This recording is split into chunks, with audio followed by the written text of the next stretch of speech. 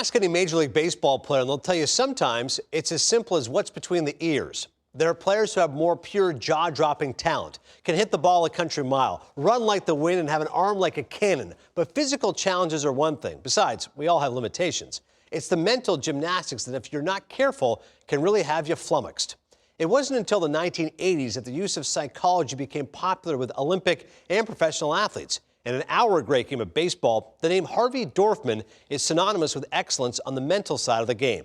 For over 27 years, Dorfman worked with 3 baseball organizations and the Scott Boras Corporation and left a sizable imprint on the sport. Dorfman was born in the Bronx in 1935, and when his father would take him to the polo grounds, he would observe the players' movements rather than the action itself. The highlight of his playing career was a 2-hit shutout he threw in high school, but the sport was a source of curiosity and endless fascination. Dorfman earned a master's degree in educational psychology from Brockport College in 1961 and then began writing baseball columns focusing on the mental side of the game. Enter Carl Kuhl, a coach of the Minnesota Twins. Kuhl suggested to Dorfman that they co-author a book on the mental side of the game, and in the midst of interviewing players during the 1983 season, Dorfman discovered how many of the players were receptive and sought his advice on sharpening their mental edge. When Dorfman was hired by the Oakland Athletics in 1984, he became one of the first full-time mental training consultants, and his seminal book with Kuhl, The Mental Game of Baseball, was highly influential. Dorfman had a fervent belief that anxiety could have a truly harmful impact on a player's performance, and with one-on-one sessions, he could alleviate the nervousness by focusing on topics like courage, responsibility, and winning attitudes. As he himself put it, he had 3 things going for him. He was a psychologist, a communicator, and someone who truly understood the nuances of the game.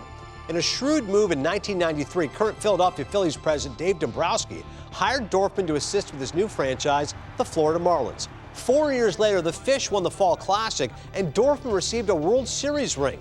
During the games, he sat in the dugout and assisted players in staying focused and positive no matter the outcome. After winning it all, Dorfman took a job with the Tampa Bay Devil Rays, where his friend and pitching coach Larry Rothschild described him thusly: "He's irreplaceable. He just had an unbelievable way of describing in one sentence something that it took other people paragraphs to explain."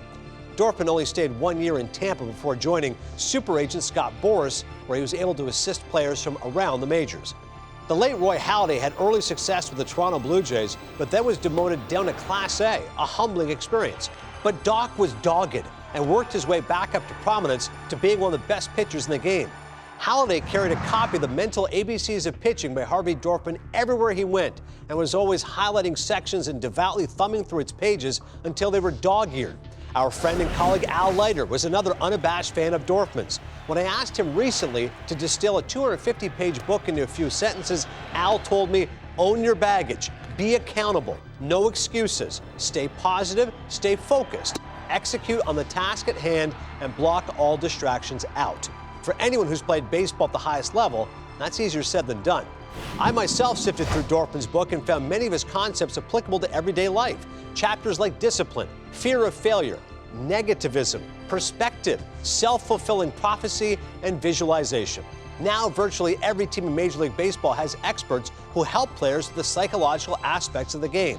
Dorfman, cloaked in humility, insisted he should never receive widespread acclaim for helping athletes strive towards perfection, but to deny his impact would be foolhardy.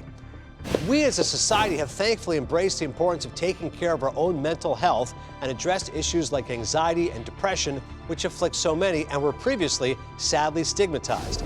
Therefore, it's impossible to account for how many lives someone like Harvey Dorfman has impacted, not just on the diamond, but outside the lines as well. Later this month, February 28th to be exact, marks the 10th anniversary of Dorfman's passing.